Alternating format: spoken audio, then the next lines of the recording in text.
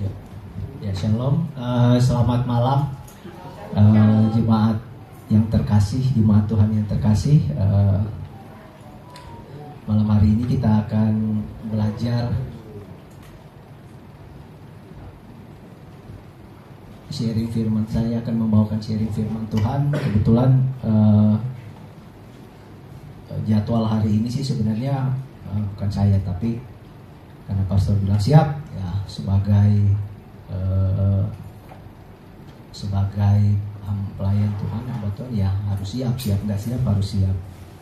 Jadi sedikit puji Tuhan, Tuhan mampukan semuanya.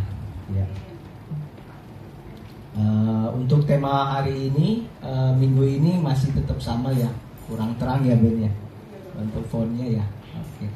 Masih sama untuk tema bulan ini, masih applying the gift atau mengaplikasikan karunia-karunia yang Tuhan berikan di dalam kehidupan kita. Nah, kalau di dalam renungan, di dalam tema ayat tema bulan ini itu terdapat di dalam 1 Timotius 4 ayat 14. 1 Timotius 4 ayat 14. Itu ada yang di paling bawah, dikatakan bahwa jangan lalai mempergunakan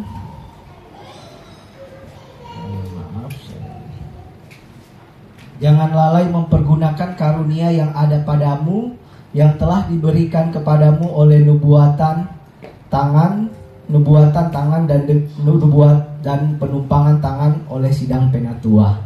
Nah, saya rasa di dalam bulan ini, minggu-minggu ini kita udah sering mendengar ya ayat ini, karena memang ayat ini menjadi ayat yang menjadi dasar ayat daripada tema kita bulan ini, yaitu applying the gift. Nah, tentunya saya nggak mau bahas lagi tentang lalai ya, seperti yang kita tahu kan, pastor juga udah sampaikan berapa kali. Lalai itu apa? Lalai itu malas, artinya terus menyia-nyiakan waktu, melakukan kurang hati-hati, tidak bertanggung jawab, dan berlambat-lambat. Nah, ada beberapa hal yang tentang lalai itu. Namun lalai ini yang membuat Tuhan tidak mau. Artinya dikatakan di sini ada kata jangan lalai, artinya kan itu perintah untuk tidak dilakukan, untuk tidak dikerjakan oleh kita orang percaya. Nah, kita akan belajar juga, kita akan membaca juga sebelum ayat daripada 1 Timotius 4 ayat 14 ini. Di atasnya ya, di ayat 7 dan 10 dikatakan di dalam 1 Timotius 4 ayat 7 sampai 10, tetapi jauhilah tahayul dan dongeng nenek-nenek tua, latihlah dirimu beribadah, karena latihan badani terbatas gunanya, tetapi ibadah itu berguna dalam segala hal, karena mengandung janji baik untuk hidup ini maupun hidup yang akan datang. Perkataan ini benar dan patut diterima sepenuhnya. Itulah sebabnya kita berjerih payah dan berjuang, karena kita menaruh pengharapan kita kepada Allah yang hidup, juru selamat semua manusia, terutama mereka yang percaya. Nah, jadi sebenarnya firman Tuhan ini bukan untuk memberatkan kita ya, bukan untuk menakut-nakuti kita, bukan untuk membuat kita tidak dapat melakukannya, tetapi sebenarnya firman Tuhan sebagai cover, sebagai penuntun, sebagai terang, untuk kita dapat hidup sesuai dengan rencana Tuhan, untuk kita dapat hidup menggenapi apa yang Tuhan telah rencanakan di dalam kehidupan kita. Nah, jadi kalau kita lihat di dalam, kalau kita melihat firman Tuhan itu secara logika aja sebagai manusia, itu kita sulit untuk melakukan semua firman Tuhan. Dan yang kita dapat tangkap bahwa kita tidak mungkin dapat melakukan semua firman Tuhan karena kita manusia yang tidak kudus, dan tentunya kita tidak akan dapat menerima semua janji-janji Tuhan di dalam kehidupan kita. Tetapi di dalam ayat firman ini dikatakan, dalam 1 Timotius 4:7 ayat 9 dikatakan bahwa kita harus melatih. Artinya betul, memang kita tidak mampu, memang kekuatan kita terbatas. Tetapi Tuhan mau kita terus melatih, karena ketika kita melatih badan kita, ketika kita melatih kehidupan kita untuk terus melakukan kebenaran firman Tuhan, itu baik bagi manusia, bagi kita sendiri, bukan hanya bagi tubuh, bukan hanya bagi manusia rohani kita, tetapi bagi kehidupan kita juga, bagi tubuh jasmani kita. Nah, ibaratnya nih, berlatih itu ibaratnya seorang atlet ya. Seorang atlet, di mana seorang atlet itu melakukan latihan, dia bukan 1-2 kali atau terserah dia kapanpun dia mau dia latihan, tidak. Tapi dia harus mendisiplinkan diri untuk melatih, tubuhnya, untuk melatih segala hal-hal otot-ototnya agar tetap kuat, agar tetap siap ketika pada saat pertandingan dia mampu, dia dapat dan melakukan lomba tersebut dan lebih berpotensi besar untuk menang. Nah, begitu juga dengan kita. Kita perlu melakukan, kita perlu melatih melakukan kebenaran firman Tuhan dalam kehidupan kita, karena kita nggak tahu nih kapan kita akan mendapat tantangan, atau jauh-jauh banget kapan kita selesai, kita nggak tahu. Jadi kita harus perlu latihan untuk membiasakan diri kita saat kapanpun ada tantangan, ada permasalahan, kita tetap kuat. Karena itu di dalam 1 Timotius 4 ayat 7-10 ini dikatakan kita harus melatih kehidupan kita, yaitu melatih terus kehidupan kita.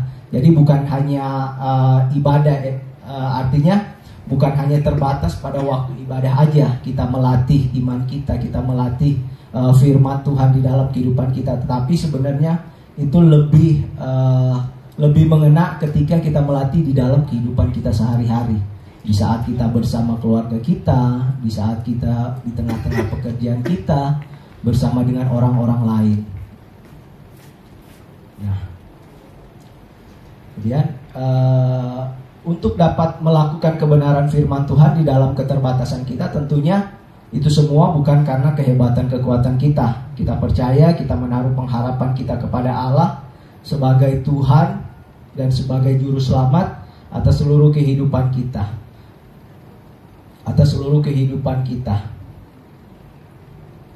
Oleh karena itu kehidupan kita, dan Tuhan mengkaruniakan kita juga, diberi kasih karunia Tuhan yang luar biasa, yang dimana kita bisa menerimanya bukan karena kehebatan atau kekuatan kita, bukan karena kemampuan kita, tetapi yang Tuhan berikan sebagai anugerah dan kasih karunia Tuhan bagi setiap orang di dalam dunia. Oleh karena itu kita bisa menggunakan atau memakai dan mengaplikasikan setiap karunia-karunia Tuhan yang Tuhan berikan di dalam kehidupan kita, sehingga yang Tuhan berikan dalam kehidupan kita menjadi sesuatu yang berguna untuk kemuliaan Tuhan dan untuk menjadi berkat bagi sesama. Ingat, karunia yang Tuhan berikan itu bagi kita, karunia yang Tuhan berikan itu bagi kita bukan untuk diri kita sendiri, tetapi untuk melayani sesama, untuk berbuat baik, untuk melakukan pekerjaan-pekerjaan demi kemuliaan nama Tuhan.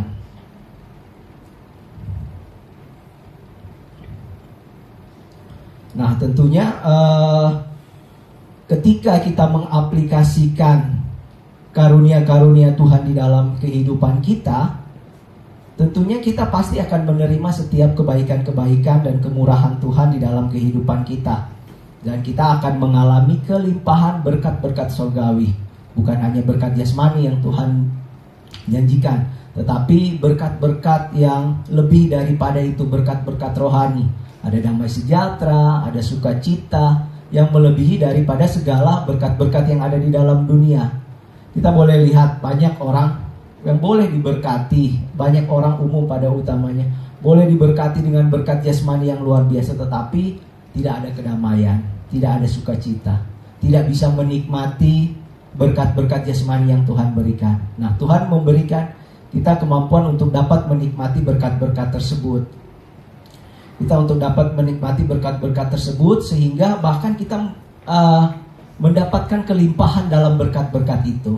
Jadi ketika kita mengaplikasikan karunia Tuhan, kita menerima kelimpahan. Yang mengalami duluan itu ialah kita. Ketika kita mengalami kelimpahan berkat Tuhan, baru kita bisa menjadi saluran berkat bagi orang. Bagaimana kita boleh memberkati orang, bisa mendamai sejahterakan orang, bisa membuat orang bersuka cita, kalau kita sendiri belum ada damai sejahtera dan sukacita. Nah, jadi kelimpahan berkat itu terjadi dulu dalam kehidupan kita, sehingga kita bisa memberkati orang-orang, mulai dari orang-orang terdekat kita, keluarga kita, komunitas kita, rekan-rekan kita, dan bahkan orang-orang yang Tuhan kehendaki yang ada di dalam di sekitar kehidupan kita. Nah, menikmati kebaikan Tuhan melalui kehidupan kita itu nggak pernah yang namanya kekurangan. Seperti yang kita tahu, nggak pernah mengalami kekurangan. Justru kita ditambah-tambahkan terus, dan bahkan ketika kita memberi, ketika kita berbagi berkat Tuhan, kita tidak akan merasa kekurangan, tetapi akan terus Tuhan tambahkan. Akan terus Tuhan tambahkan. Oleh karena itu kita boleh menjadi saluran berkat. Jadi kita menerima kelimpahan berkat daripada Tuhan bukan hanya kita simpan sendiri, bukan kita hanya keep sendiri, tetapi untuk menjadi saluran berkat. Ibaratnya kalau di dalam pekerjaan saya biasa ada pipa, ya kita itu ibarat pipa untuk menyalurkan berkat Tuhan bagi orang-orang di sekitar kita. Nah,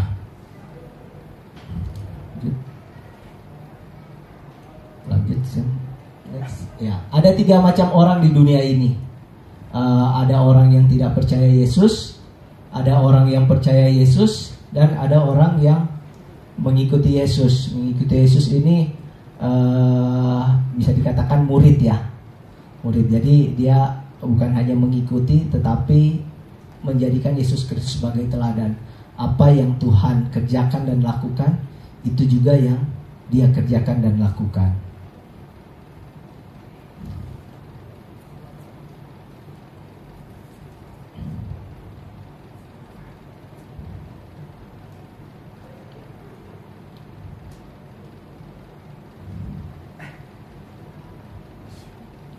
Nah, jadi next, ya, di dalam Yakobus 2 ayat 19 dikatakan begini. Engkau percaya bahwa hanya ada satu Allah saja, itu baik. Tetapi setan-setan pun juga percaya akan hal itu dan mereka gemetar. Nah, kita sebagai pengikut-pengikut Kristus, kita jangan cuma sampai di sebagai orang percaya, ya. Tahu di sini Tuhan mengatakan bahwa untuk percaya kepada Tuhan bukan hanya kita, artinya bahkan setan-setan iblis pun percaya dan mereka gemetar. Jadi Tuhan mau kita menjadi dari ketiga golongan tadi, kita menjadi lebih maju lagi menjadi pengikut-pengikut Kristus yang bukan hanya percaya, tetapi mengikuti, percaya, dan melakukan apa yang menjadi teladan Kristus, menjadi murid Kristus. Nah, mengikut Tuhan tetap memberikan kasih.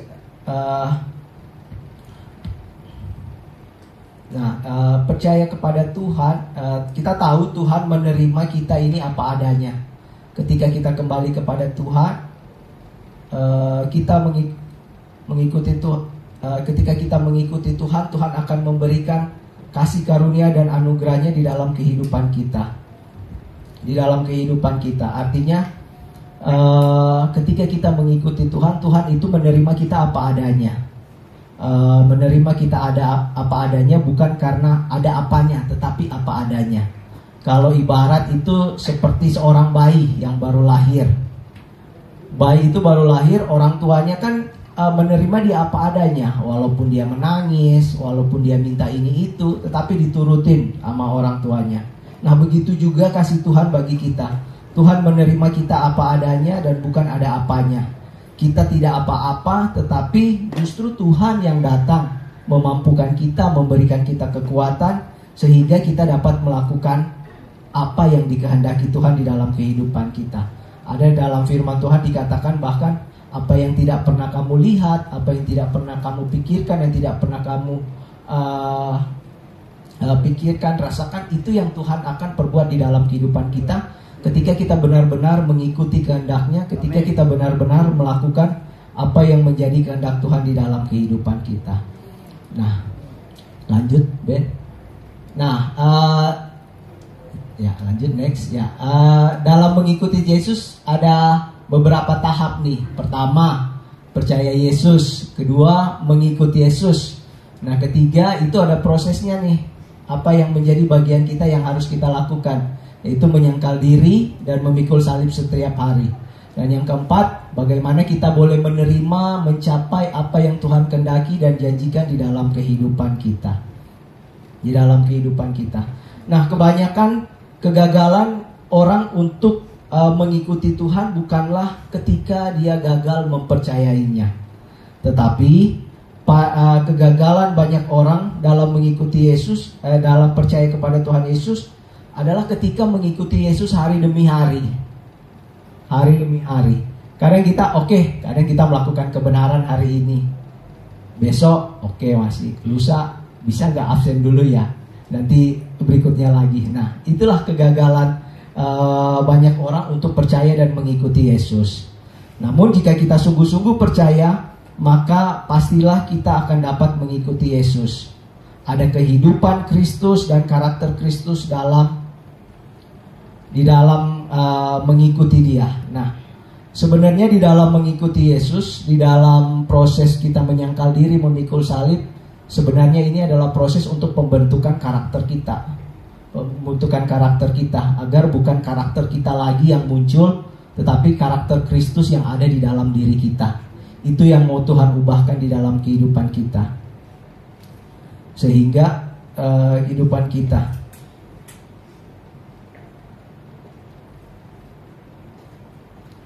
karakter di dalam kehidupan kita, sehingga kita mampu tetap terus berjalan, tetap terus percaya kepada Tuhan Yesus.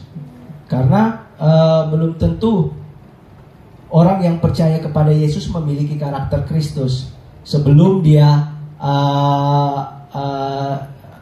di dalam firman tadi dikatakan semua kan bisa percaya, tetapi yang membedakan murid dengan orang percaya ialah orang yang melakukan firman Tuhan, yang memiliki karakter Kristus. Jadi kita harus berada di dalam kelompok atau bilangan murid untuk kita dapat mengaplikasikan karunia-karunia yang Tuhan anugerahkan di dalam kehidupan kita. Karena di dalam kehidupan kita, karena karunia yang diberikan Tuhan, karunia-karunia yang diberikan Tuhan untuk memperlengkapi di dalam pelayanan kita itu ibarat pisau, ya, ibarat pisau. Jadi dia ibarat pisau, sedangkan karakter Kristus yang kita hidupi, yang kita hidupi sehari-hari, itu ibaratnya handle-nya. Jadi kalau kita diberikan karunia oleh Tuhan tanpa kita mempunyai karakter Kristus, tentu karunia itu akan dapat melukai bukan hanya diri kita sendiri, tetapi melukai orang-orang di sekitar kita. Contoh, kita diberikan karunia nubuatan, kita bernubuat, tetapi kita tidak mempunyai karakter Kristus, kita tidak mempunyai hubungan dengan Tuhan, kita tidak mempunyai saat teduh, kita tidak melakukan kebenaran firman Tuhan. Jadi nubuatan itu hampa, dan bahkan ada sesuatu hal yang nubuatan itu bukan menjadi berkat bagi orang lain, justru menyakiti bagi orang lain, menjadi orang lain. Nah, itulah makanya diperlukan karakter Kristus di dalam kehidupan kita, sehingga kita dapat mengembangkan, mengaplikasikan karunia-karunia roh yang Tuhan berikan di dalam kehidupan kita. Agar ketika kita menggunakan karunia roh itu seperti ibaratnya pisau, ketika ada handle-nya, maka ada sesuatu hal yang mengontrol kehidupan kita, yang mengatur kehidupan kita tertib, yang mengatur hubungan kita dengan Tuhan. maka semua karunia-karunia yang Tuhan percayakan dalam kehidupan kita itu akan maksimal di dalam kehidupan kita. Bukan lagi melukai orang lain dan melukai diri kita sendiri, tetapi justru untuk menjadi berkat bagi orang lain dan bagi tentunya juga bagi kita.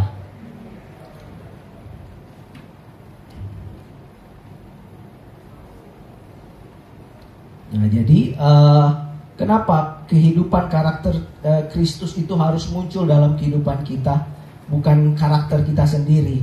Ini maksudnya agar kedagingan kita itu agar kita bertindak bukan sesuai keinginan kedagingan kita, tetapi kehendak daripada Kristus sendiri. Kehendak daripada Kristus sendiri. Pada Kristus sendiri, ya, sehingga tidak melukai orang lain maupun melukai dari diri kita sendiri juga. Nah, ketika Kristus sendiri yang mengontrol, maka setiap kasih karunia, setiap gift yang Tuhan berikan tidak akan menyakiti orang lain dan justru memberikan kehidupan bagi orang tersebut. Dan Tuhan sendiri benar-benar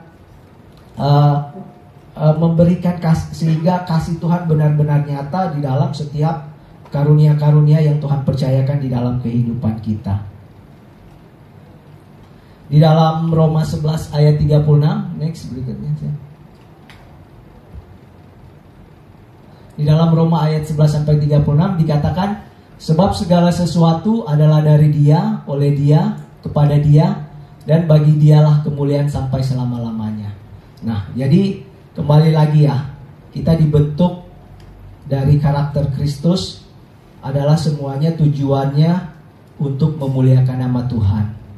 Memuliakan nama Tuhan itu Tuhan mampukan bagi kita, Tuhan mampukan bagi kita, dan kita persembahkan bagi kemuliaan Dia, dan untuk meninggikan nama Tuhan, untuk membesarkan kerajaannya di muka bumi ini. Oleh karena itu, segala karunia, segala inisiatif yang baik dari Dia ini maksudnya menjelaskan setiap ide, setiap inisiatif itu datangnya dari Tuhan yang benar tentunya, yang baik dan yang benar. Yang baik belum tentu benar, tetapi yang benar, kebenaran itu sudah pasti baik ya. Nah, oleh Dia artinya kekuatan yang kita dapat untuk dapat mengerjakan segala sesuatu, ide yang inisiatif yang Tuhan berikan, karunia yang Tuhan berikan dalam kehidupan kita, itu kekuatannya datangnya daripada Tuhan. Dan kepada Dia ini ialah bahwa semua sasaran, semua yang kita lakukan, semua kebenaran dan kebaikan yang kita lakukan adalah semuanya untuk kemuliaan nama Tuhan. Jadi itu artinya dari Dia, oleh Dia, dan kepada Dia. Mengapa setiap karunia, setiap hal-hal yang Tuhan percayakan di dalam kehidupan kita adalah untuk Tuhan? Ya, karena Tuhan itulah yang menjadi kepala kita. Kita percaya bahwa kita semua ini adalah gereja-gereja Tuhan. Nah, gereja-gereja Tuhan artinya kita adalah tubuh. Tubuh tanpa kepala artinya mati. Nah, begitupun juga kita. Kita tanpa kepala, tanpa Yesus Kristus, maka iman kita mati. Oleh karena itu, kenapa kita harus melakukannya untuk kemuliaan nama Tuhan? Karena Tuhanlah yang kepala, karena Tuhanlah yang berkuasa. Karena dari kepala inilah semua perintah, semua karunia, semua ide-ide Tuhan berikan untuk kita bergerak sesuai dengan kegerakan yang diberikan oleh Tuhan di dalam kehidupan kita. Nah, gereja-gereja Tuhan sebagai tubuh Kristus tentu fungsinya berbeda-beda. Enggak semua gereja Tuhan fungsinya sama. Itu ibaratnya kalau tubuh, masa tangan semua, masa kaki semua, enggak. Tapi berbeda-beda. Masing-masing diberikan Tuhan fungsi dan tugas masing-masing, namun di dalam satu pergerakan yang dikontrol oleh kepala, oleh Tuhan Yesus sendiri. Oleh karena itu kita nggak boleh membanding-bandingkan antara gereja yang satu dengan gereja yang lain, antara pribadi satu dengan pribadi yang lain. Oh, karena dia memiliki hikmat, yang memiliki karunia yang luar biasa, misalnya karunia hikmat, karunia mengajar yang luar biasa, terus kita mengistimewakan, mengkhususkan dia, enggak bisa. Kita harus belajar bahwa semua kita itu sama. Semua kan kita ini diberikan karunia oleh Tuhan. Masing-masing itu diberikan karunia 10 ya. Ada yang tahu? 10 ya? Oh bukan, 9. 1. Nah, itu ada di sharing komsel kemarin ya. Jadi 1. Jadi Tuhan memberikan kita karunia pada dasarnya itu 1. Nah, tinggal bagaimana kita mengembangkannya di dalam tanggung jawab kita. Ketika kita mampu mengembangkannya, maka Tuhan akan mempercayakan karunia-karunia lain untuk memperlengkapi kita. Tentunya ketika kita mampu mengembangkannya, ketika kita benar-benar bertanggung jawab terhadap setiap karunia yang Tuhan berikan di dalam kehidupan kita. Kita percaya bahwa Tuhan yang memberikan kekuatan, bahwa Tuhan yang memberikan kuasa untuk membimbing kita selama kita berjalan dan mengaplikasikan karunia-karunia yang Tuhan berikan di dalam kehidupan kita. Tentunya ketika kita mengembangkan karunia-karunia yang Tuhan kerjakan, kita harus melakukannya sesuai dengan kehendak Tuhan, bukan sesuai dengan kehendak kita, keinginan kita sendiri, bukan untuk keinginan kita sendiri. Oleh karena itu tadi disebut mengapa semua karunia yang kita lakukan dari Tuhan, oleh Tuhan, dan untuk Tuhan. Karena Tuhan sendiri yang adalah kepala dan kita adalah tubuh, dan tubuh daripada Kristus tersebut. Nah, di dalam 1 Korintus di dalam 1 Korintus 12 ayat 20 sampai 22 dikatakan gini. Memang ada banyak anggota tetapi hanya satu tubuh. Jadi mata tidak dapat berkata kepada tangan, aku tidak membutuhkan engkau. Dan kepala tidak dapat berkata kepada kaki, aku tidak membutuhkan engkau. Malahan justru anggota-anggota tubuh yang nampak paling lemah yang paling dibutuhkan. Ya. Jadi ini mengingatkan bagi kita ya. Jadi setiap kita diberi karunia, semuanya punya fungsi dan tugas masing-masing yang Tuhan percayakan untuk kita kembangkan, untuk kita lipat gandakan. Nah, oleh karena itu kita nggak boleh mengistimewakan kalau yang satu lebih banyak karunianya, oh lebih hebat, karena itu semua Tuhan pakai. Dan bahkan ketika suatu dikatakan di dalam sini yang nampak paling lemah justru yang paling dibutuhkan. Nah, contohnya Tuhan izinkan orang-orang di kehidupan kita mungkin ada yang mengesalkan atau menjengkelkan. Nah, itu kita melihat sebagai satu kelemahan. Tapi justru di situ sebenarnya Tuhan sedang menguji, sedang membentuk karakter kita. Di dalam kelemahan, di dalam melalui orang-orang tersebut Tuhan izinkan untuk melatih karakter kita agar kita benar-benar dapat mengasihi mereka, agar kita benar-benar dapat memiliki karakter yang benar-benar hanya mau memberi tanpa karena dia yang paling lemah atau karena ini orang selalu menjengkelkan, jadi menjengkelkan, selalu bikin sakit kepala, selalu bikin sakit hati. Jadi udah kita tinggalkan dia aja, kita fokus kepada orang-orang yang baik-baik. Enggak, tapi justru Tuhan mau mengajarkan agar kita benar-benar melakukan sesuatu, mengaplikasikan karunia Tuhan itu benar-benar dengan motivasi yang murni, yaitu didasarkan kepada kasih Kristus. Nah, tentunya di dalam firman Tuhan dikatakan tadi juga jelas bahwa tubuh itu terdiri dari bermacam-macam anggota dan berbeda-beda ya. Jadi kita masing-masing mempunyai tugas dan fungsi masing-masing. Jadi jangan kita merasa saya nggak ada apa-apanya sih di dalam gereja, nggak ada fungsinya, cuma jemaat biasa. Enggak. Kita semua Tuhan, saya percaya kita semua ada di dalam gereja ini, ada di dalam keluarga ini, ada rencana Tuhan. Fungsinya kita masing-masing untuk menjadi berkat. Bukan kita semuanya harus menjadi penyanyi, singer, song leader, enggak. Tapi masing-masing dengan talenta, dengan karunia yang Tuhan berikan untuk untuk saling melengkapi di dalam pelayanan Tuhan, dan tentunya untuk memberkati semuanya. Kan aneh, lucu kalau semuanya pemain musik, nggak ada jemaatnya, nggak ada asernya. Nah, jadi seperti itu. Jadi Tuhan berikan kemampuan, karunia, talenta masing-masing untuk saling melengkapi di dalam setiap pelayanan untuk memuliakan nama Tuhan.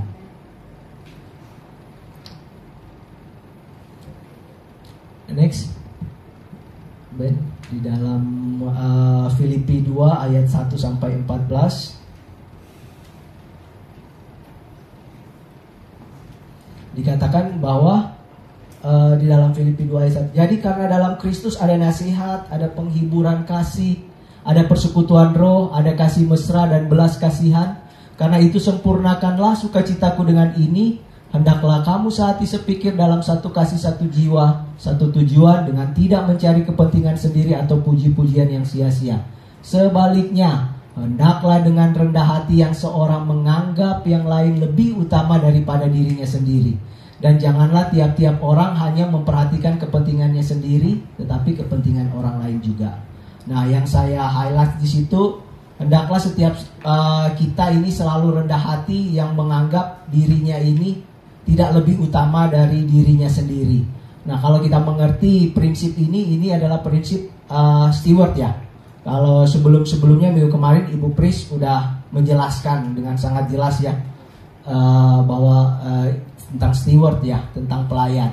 Nah, ketika kita juga melayani Tuhan, ketika kita mengikuti Tuhan, kita harus mempunyai prinsip seperti ini, rendah hati, bahwa segala kemuliaan hanya untuk Tuhan.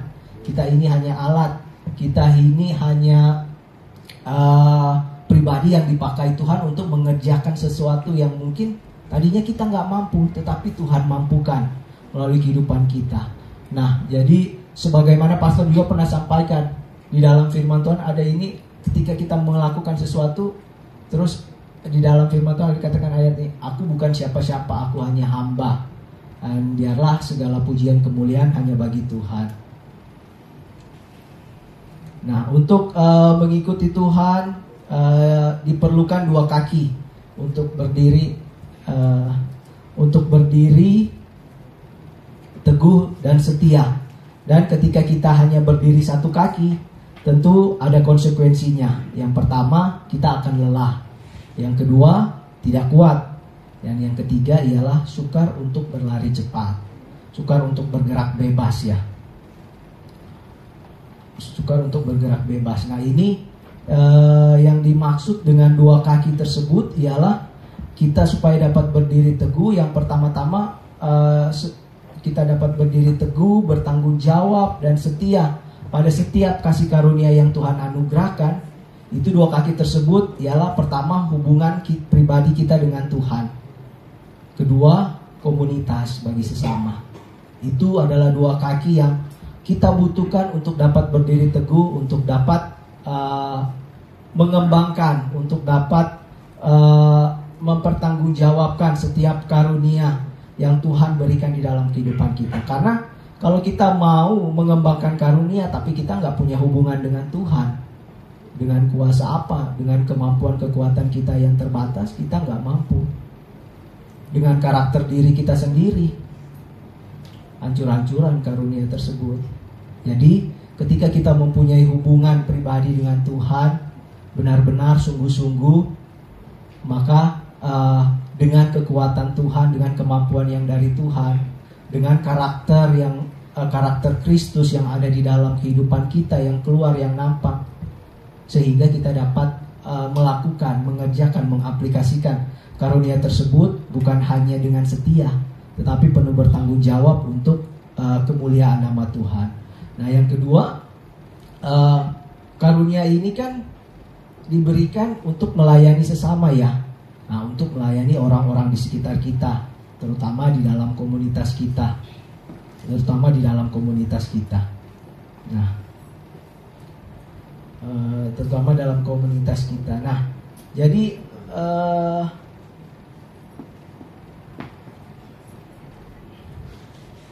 di dalam komunitas kita ya tentunya untuk memperlengkapi ya, tentunya untuk memperlengkapi, untuk saling menguatkan dan saling saling menguatkan dan saling saling menguatkan, saling mendorong dan saling memotivasi untuk tetap teguh bersama dengan Tuhan. Nah, kita lihat untuk hubungan pribadi dengan Tuhan ada di dalam Kolose 2 ayat 19. Next biar. Belum ya. Kelewatan ya. Balik lagi di dalam hubungan pribadi dengan Tuhan. Saya lupa taruh di PowerPoint-nya. Itu ada di ayatnya di dalam Kolose 2 ayat 19. Dikatakan begini, sedangkan ia tidak berpegang teguh kepada kepala, dari mana seluruh tubuh yang ditunjang dan diikat menjadi satu oleh urat-urat dan sendi-sendi menerima pertumbuhan ilahinya. Nah, jika bukan dari kepala, jika bukan dari Tuhan Yesus Kristus, kita tidak ada kekuatan, kita tidak akan mampu. Dan bahkan kita gampang jatuh, kita gampang menyerah. Nah, oleh karena hanya ketika kita mempunyai hubungan dengan Tuhan, artinya artinya tubuh ini masih ada di dalam satu kesatuan tubuh dan dikontrol oleh kepala, sehingga kita mampu melakukannya. Artinya masih ada hubungan, artinya ada hubungan yang dekat, yang lekat dan erat. Karena tangan ini nggak bisa melakukan sesuatu ketika dia nggak menempel di dalam tubuh. Jadi harus menempel, harus melekat dan menerima perintah daripada kepala. Nah, yang kedua, komunitas. Komunitas ada ayatnya ini di dalam Ibrani 10 ayat 24 sampai 25. Nah, dikatakan dalam Ibrani 10 ayat 24 sampai 25 dikatakan, dan marilah kita saling memperhatikan supaya kita saling mendorong dalam kasih dan dalam pekerjaan baik. Janganlah kita menjauhkan diri dari pertemuan-pertemuan ibadah kita seperti dibiasakan oleh beberapa orang. Tetapi marilah kita saling menasihati dan semakin giat melakukannya menjelang hari Tuhan yang mendekat. Amin. Nah, di sini ada komunitas di sini mengarahkan kepada, kalau kita kan komsel itu, kalau di pusat kayaknya sih udah sering nih komsal ya, komunitas saling. Nah, ada komunitas saling. Nah, di dalam ayat ini ada 3 kata saling. Yang pertama saling memperhatikan, yang kedua saling mendorong, dan yang ketiga saling menasihati. Saling menasihati. Nah, ada 3 kata saling yang menjadi perhatian kita di dalam kehidupan komunitas kita. Tentunya yang pertama saling memperhatikan, perhatian. Artinya kita bukan lagi hanya memperhatikan apa yang menjadi kebutuhan diri kita sendiri, tetapi kita perlu memperhatikan juga kebutuhan orang lain. Kebutuhan orang lain, terutama anggota-anggota komsel kita atau orang-orang di sekitar komunitas kita. Nah, yang kedua saling mendorong, itu memberikan motivasi, memberikan kekuatan untuk bisa diperlengkapi untuk bisa maju. Contohnya yang saya alami ya, awal-awal ini saya nggak bisa menyampaikan sharing firman Tuhan di tempat ini, tapi sama pastor langsung dijadwalin. Memang sih sebelumnya di komsel dulu, saya pernah nego ke pastor, mulai dari komsel dulu deh. Oh ya udah, pastor kasih waktu. Nah, padahal sebenarnya itu udah ada keinginan untuk mau menolak. Nah, tapi kan kita kadang-kadang manusia seperti itu. Kita bahkan nggak cukup hanya diberikan motivasi. Kita kadang-kadang perlu satu dorongan ya. Satu dorongan baru bisa maju.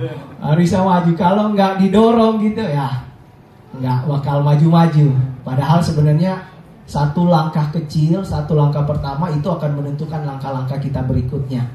Nah, jadi ketika kita jadi dalam komsel juga kita diajarkan untuk saling memotivasi, mendorong untuk setiap kita mampu melakukan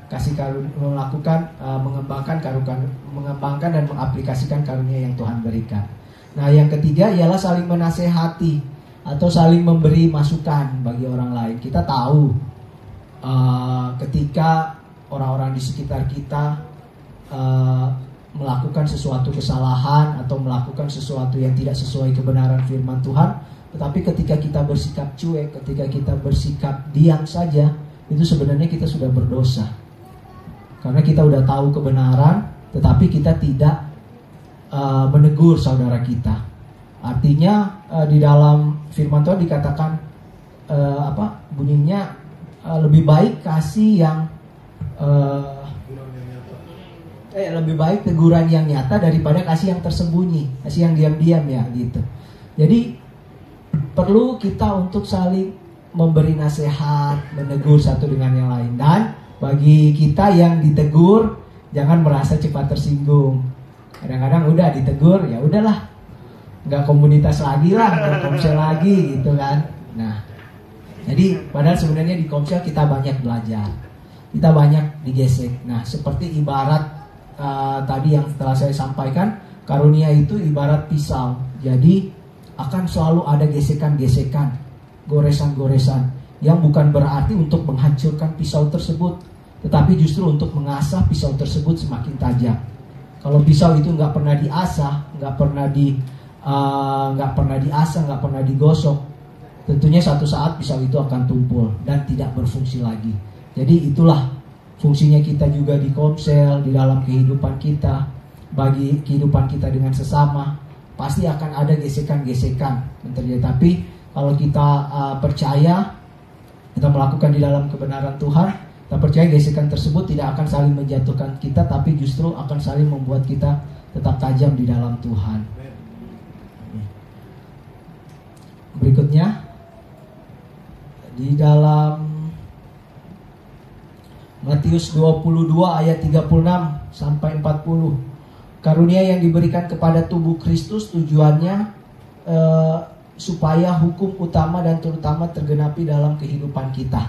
Nah, ayatnya ada di dalam Matius 20 ayat 36 sampai 40, dikatakan, "Guru, hukum manakah yang terutama dalam hukum Taurat?" Jawab Yesus kepadanya, "Kasihilah Tuhan Allahmu dengan segenap hatimu dan dengan segenap jiwamu dan dengan segenap akal budimu. Itulah hukum yang terutama dan yang pertama. Dan hukum yang kedua yang sama dengan itu ialah kasihilah sesamamu manusia seperti dirimu sendiri. Dan pada kedua hukum inilah tergantung seluruh hukum Taurat dan kitab para nabi." Ya, jadi karunia yang Tuhan berikan kepada setiap kita sebagai tubuh Kristus ialah untuk menggenapi tujuan hukum-hukum yang terutama yang Tuhan berikan di dalam kehidupan kita, untuk kita dapat pertama mengasihi Tuhan sebagai pencipta kita, kemudian kita dapat mengasihi sesama kita dengan kasih yang daripada Tuhan. Next, lanjut Ben. Nah, di dalam karunia-karunia ini sebenarnya dalam berupa-rupa karunia ini yang Tuhan berikan ada beberapa ya. Ada, kalau nggak salah, karunia mengajar, karunia menyembuhkan, ada banyak lah. Nah, namun ada karunia paling utama yang Tuhan inginkan di dalam kehidupan kita, yang bermanfaat bagi tubuh Kristus. Nah, kita bisa baca di dalam 1 Korintus 13 ayat 1 sampai 13, panjang ya, nanti kita baca di rumah, masih panjang. Wah, pada intinya saya mau sampaikan bahwa di dalam ayat 13 di dalam 1 Korintus 13 ayat 13 dikatakan demikian. "Demikianlah tinggal ketiga hal ini, yaitu iman, pengharapan, dan kasih. Dan yang paling besar diantaranya ialah kasih." Jadi setiap karunia yang Tuhan berikan di dalam kehidupan kita, itu dasarnya kasih. Kalau kita melakukannya tanpa kasih, kita nggak akan mampu tetap konsisten, tetap setia melakukannya. Semuanya adalah kasih. Dan seperti yang kita tahu di dalam Alkitab dikatakan bahwa Tuhan itu ialah kasih, kasih itu ialah Tuhan. Jadi nggak ada hal yang lain, hanya semuanya ada di dalam Tuhan. Dan yang terakhir, dan